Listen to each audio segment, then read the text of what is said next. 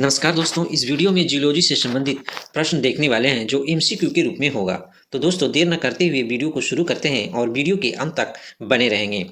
जिसका पहला प्रश्न है, मानव त्वचा का अध्ययन करने वाली विज्ञान की शाखा कहलाती है? A physiology, B anatomy, C biochemistry, D dermatology. जिसका सही आंसर है डी डर्मेटोलॉजी। दूसरा प्रश्न है, अस्थियों का अध्ययन किस शाखा में आता है? ए ओरोलॉजी, बी ऑस्टियोलॉजी, सी सेरेमोलॉजी, डी जियोलॉजी। जिसका सही उत्तर है बी ऑस्ट्रियोलॉजी।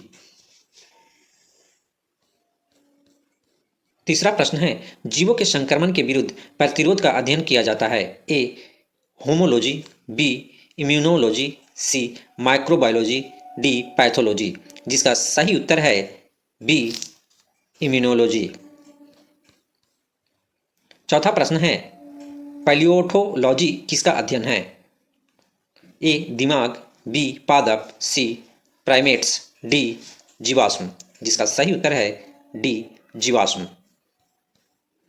पांचवा प्रश्न है, कीड़ों के अध्ययन को कहते हैं? ए एंथ्रोपोलॉजी, बी एंटोमोलॉजी, सी ओंटोलॉजी, डी इकेथियोलॉजी।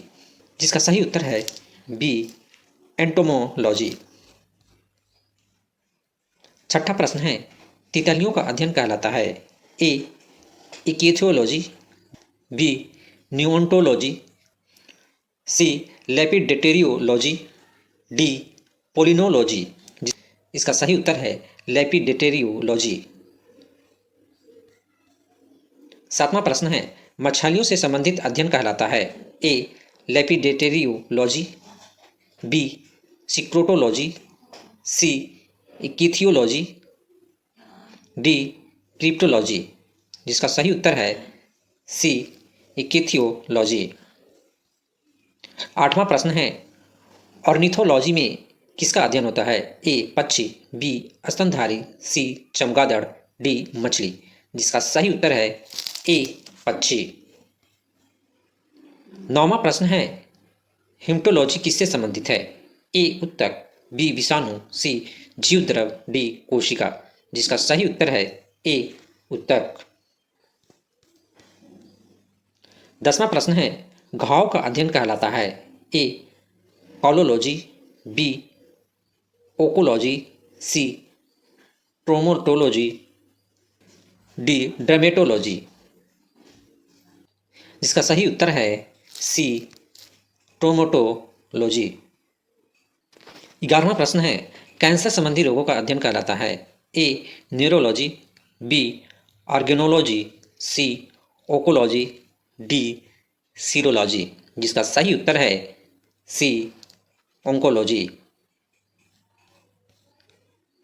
12वां प्रश्न है, मोलास्का समुदाय के जंतुओं के कवच का अध्ययन कहलाता है? ए इकोलॉजी, बी कोकोलॉजी, सी पारोलॉजी, डी मेलोकोलॉजी। जिसका सही उत्तर है बी कोंकोलॉजी।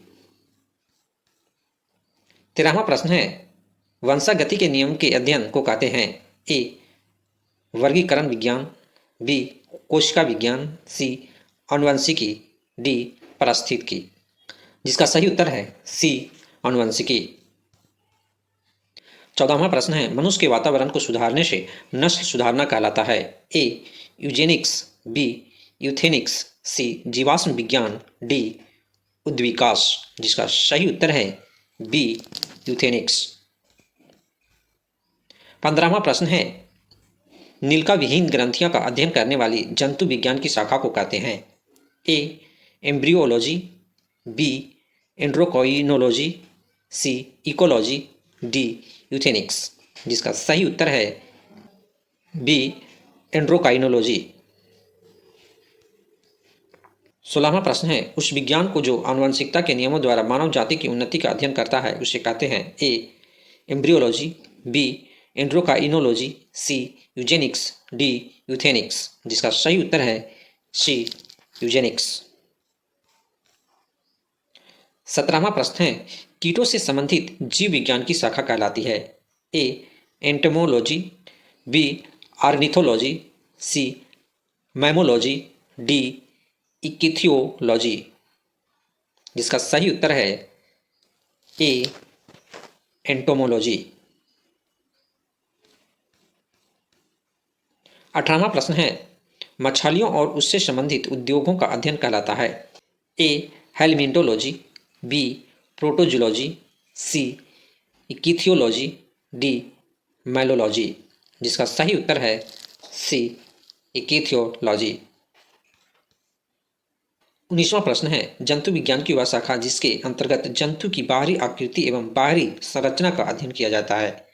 ए फिजियोलॉजी, बी एम्ब्रियोलॉजी, सी मॉर्फोलॉजी, डी इकिथियोलॉजी। जिसका सही उत्तर है सी मॉर्फोलॉजी। 20वां प्रश्न है, जंतु विज्ञान की वह शाखा जिसके अंतर्गत आनुवंशिक लक्षणों और उसकी वंशागति का अध्ययन किया जाता है कहलाती है। ए इकोलॉजी, बी साइटोलॉजी, सी जियोलॉजी, डी जेनेटिक्स। जिसका सही उत्तर है डी जेनेटिक्स। तो दोस्तों इस वीडियो में 20 MCQ देखें जो बायोलॉजी के टॉपिक जूलॉजी से संबंधित था। तो मिलते हैं नेक्स्ट वीडियो में। जय हिंद, जय भारत।